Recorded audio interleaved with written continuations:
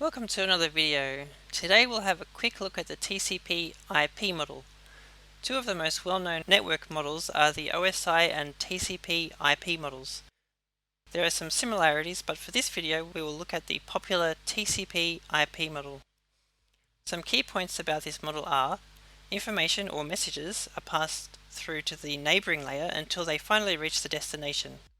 Often, messages will move up and down the layers several times depending on their destination and whether it's in their own subnet. Each time some information or a message is passed on to the next layer, an appropriate header is added so that the next layer knows where to send it to next. The application layer, layer 5, relates to various protocols such as file transfer protocol and hypertext transfer protocol and a number of other protocols. This layer communicates to the transport layer. The transport layer, layer 4, involves TCP or UDP transportation and helps ensure consistent and reliable delivery.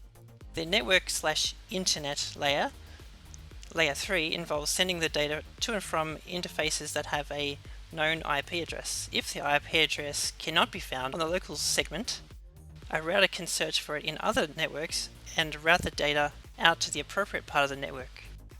The data link layer, layer 2, involves sending the data to and from MAC addresses, which is the physical address for each network interface or network card.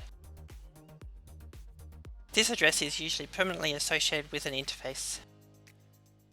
The physical layer, layer 1, is simply where all of this raw data from the other layers can travel across a physical cable or between wireless nodes.